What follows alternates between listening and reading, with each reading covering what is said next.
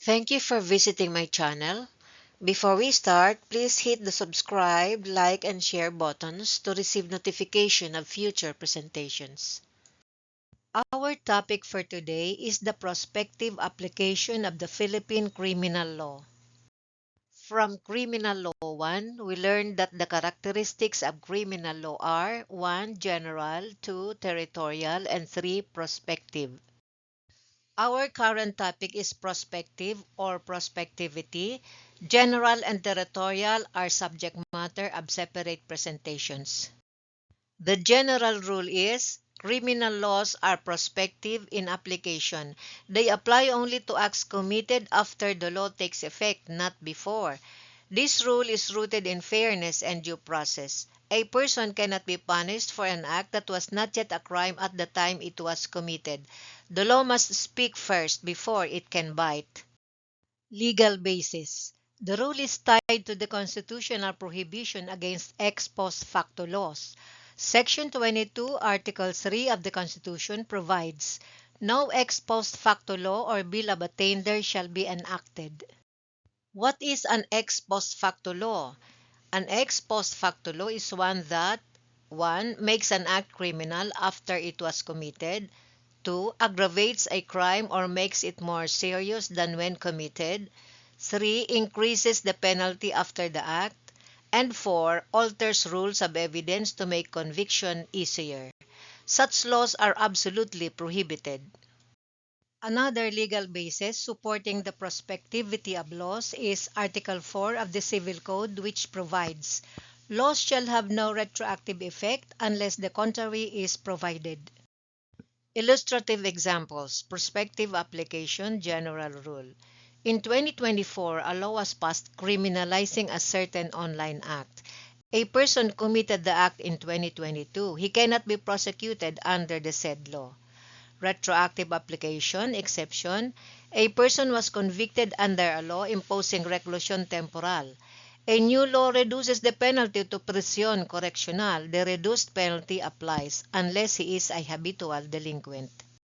The exception to the general rule is supported by Article 22 of the Revised Penal Code, which provides retroactive effect of penal laws. Penal laws shall have a retroactive effect insofar as they favor the person guilty of a felony who is not a habitual criminal, as this term is defined in Rule 5 of Article 62 of this code, although at the time of the publication of such laws, a final sentence has been pronounced and the convict is serving the same. The last paragraph of Article 62 defines a habitual delinquent thus: "A person shall be deemed to be a habitual delinquent if within a period of 10 years from the date of his release or last conviction of the crimes of serious or less serious physical injuries, robo, hurto, estafa, or falsification, he is found guilty of any of said crimes a third time or oftener." Exception to the general rule: retroactivity in favor of the accused. While criminal laws are generally prospective, they may be applied retroactively if favorable to the accused, provided that the accused is not a habitual delinquent and the new law decriminalizes the act or reduces the penalty or is otherwise beneficial to the accused. Based on the aforequoted provision, a person is a habitual delinquent if, within a period of 10 years from the date of release or last conviction, he is found guilty a third time or more of any of the following crimes: theft, robbery, estafa, falsification, or serious or less serious physical injuries. These crimes are exclusive. Other crimes, even if repeated, do not make one a habitual delinquent. Essential requisites of habitual delinquency. All must concur. 1. Offender is convicted of any of the listed crimes. 2. At least 3 convictions. 3. Crimes are from the same list. 4. Commission within 10 years from last conviction or last release. And 5. The fact of habitual delinquency is alleged in the information. So here are the rules. General rule: criminal laws are prospective in application. Exception: they may be given retroactive application when favorable to the accused. And the exceptions to the exception: 1.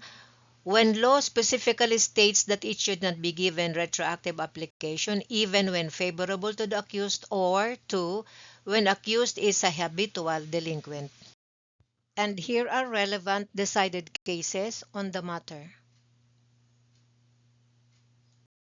Thank you. If you find this presentation helpful, please subscribe to receive notification of future lectures.